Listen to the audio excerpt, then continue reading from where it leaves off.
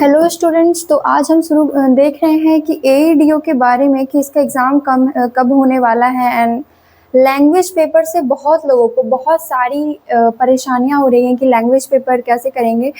और कुछ स्टूडेंट्स ऐसे भी हैं जो इसे बहुत हल्के में ले रहे हैं। भाई, ये क्वालिफाइंग पेपर है, अगर आपने क्वालिफाई से नहीं किया तो आपका जीएस और मैथ्स रीजनिंग तो चेक ही नहीं की जाएगी ना, उसका तो कोई वैल्यू नहीं रहेगी अगर आपने इसे ही क्वालिफाई नहीं किया।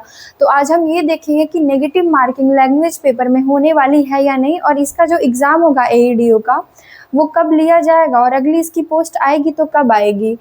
तो जैसा कि बीपीएससी ने एग्ज़ाम कैलेंडर ऑलरेडी जारी कर दिया है, तो जो एईडीओ का एग्ज़ाम है वो जैन मिड में तो हो ही जाएगा, मतलब सेकेंड वीक के लास्ट या थर्ड वीक के फर्स्ट में इसका एग्ज़ाम इजीली हो जाएगा।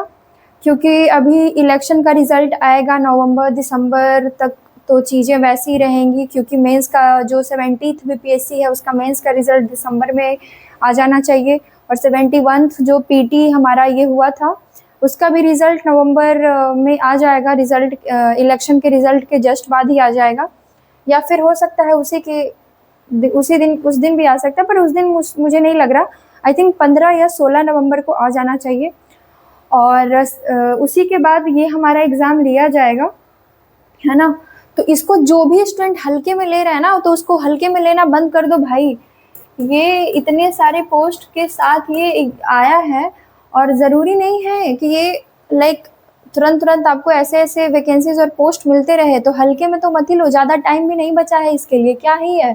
नवंबर का आपका 10 डेज ऑलरेडी निकल चुका है, और अभी कितने ही दिन बचे हैं। और दिसंबर आपको महीना बीतने में तो पता भी नहीं लगता है, आसानी से बीत जाता है, और जनवरी आएगा और आपका ये एग्ज़ाम ले लिया जाएगा। कुछ आपको समय का अंदाज़ा नहीं लगेगा। इसलिए हर दिन को बहुत ही अच्छे से इम्पॉर्टेंट बना के पढ़ाई करो और देखो। तो हम लैंग्वेज पेपर के बारे में बात करते हैं। सबसे पहले तो इसमें आपका इंग्लिश और हिंदी रहने वाला है, इंग्लिश और हिंदी रहने वाला है।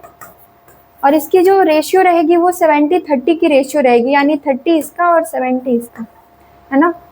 और दूसरा ये कि आपको ज़्यादा कुछ करना नहीं है, ज़्यादा बहुत डिफ़िकल्ट चीज़ नहीं है इंग्लिश हिंदी पेपर को सॉल्व करना। बस आपको क्या करना है, व्याकरण और ग्रामर वाली चीज़ों को कर लेना है। थोड़ा मैं इसका सिलेबस के बारे में आपको वो भी मैं बता दूं कि इसके सिलेबस में क्या क्या आने वाला है, क्या क्या आपको पढ़ना ज़्यादा इम्पॉर्टेंट है। अगर इंग्लिश की बात की जाए,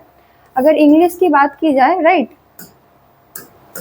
अगर इंग्लिश की बात की जाए तो आपको सबसे पहले तो वोकैबलरीज, साइनो, एंटो यानी कि सिनोनिम्स, एंटोनिम्स, वोकैबलरीज, उसके बाद हो गया आपका सेंटेंस वाला, फ्रेजेस, रीडिंग कॉम्प्रीहेंशन,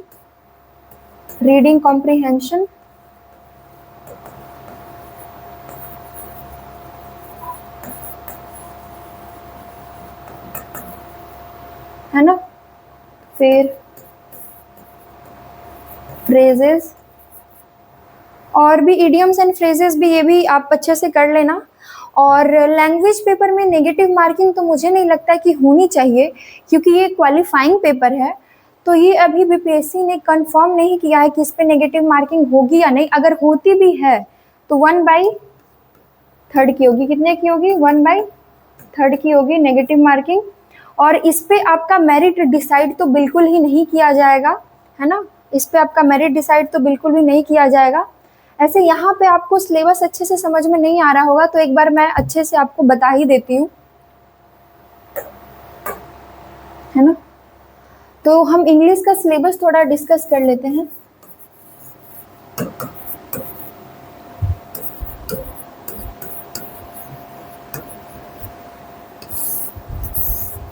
इंग्लिश का सिलेबस थोड़ा डिस्कस कर लेते हैं।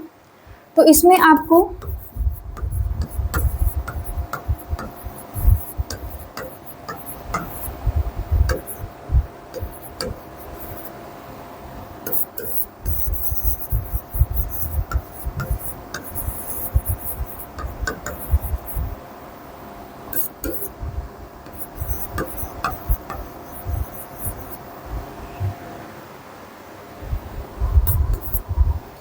फ्रेजेस, फिर आप वोकैबलरीज, हाँ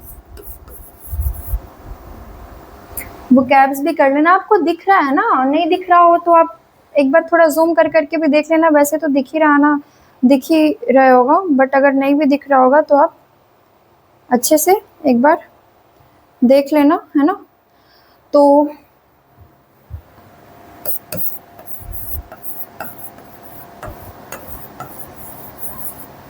ये जो है ना, ये आपको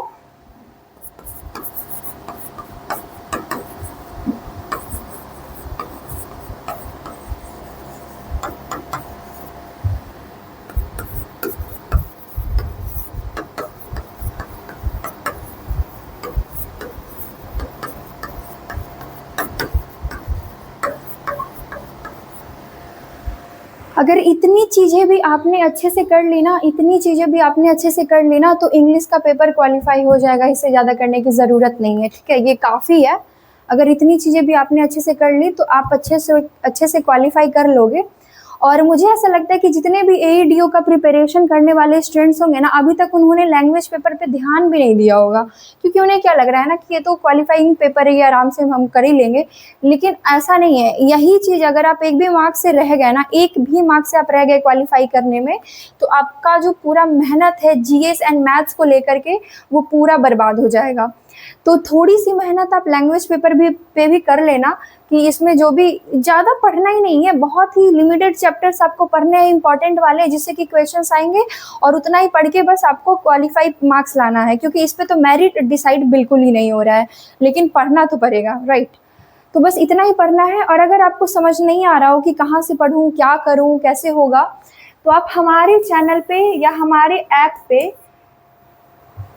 ऐप पे बिल्कुल ही अच्छे से कर सकते हो। CIA ऐप आप प्ले स्टोर से डाउनलोड करके आप बिल्कुल ही आप इस कोर्स को कर सकते हो। और अगर हुआ तो हम यूट्यूब पे भी ये पूरा इंग्लिश का ये करवा देंगे, और ज़्यादा हमें करवाना ही नहीं है, बिल्कुल उसी चैप्टर्स, इंपॉर्टेंट चैप्टर्स के ऊपर होगी क्लासेस, और बहुत इजीली आपका लैंग्वेज पेपर हो जाएगा। इंग्लिश की भी होगी और हिंदी की भी होगी, दोनों की ही आएगी, ठीक है। इसके लिए बिल्कुल भी टेंशन नहीं लेना है। और जीएस भी हमारा करवाया जा रहा है, सारी चीज़ें करवाई जा रही है, इसलिए आप ये ऐप ना डाउनलोड कर ही लो। उसके बाद आप डिसाइड करो आपको करना है नहीं करना, लेकिन एक बार आप गो थ्रू हो जाओ इन चीज़ों से, क्योंकि एक बार हम आपको देखना भी चाहिए ना कि कहाँ चीज़ें अच्छी मिल रही है, कहाँ नहीं, और कहाँ से आप इजीली कर पा रहे हो। टाइम भी देखना है, टाइम मैनेजमेंट भी देखना है कि कम समय में हमें अच्छी और इम्पॉर्टेंट चीज़ें, इम्पॉर्टेंट क्वेश्चंस हमें मिल रहे हैं, राइट। तो बिल्कुल आप देखते रहिए, और कुछ ही दिनों में एईडीओ के कट ऑफ के बारे में भी हम एक वीडियो लेके आएंगे, जो कि बिल्कुल रियल और बिल्कुल सटीक होगा, आपको फिर कहीं देखने की ज़रूरत नहीं होगी।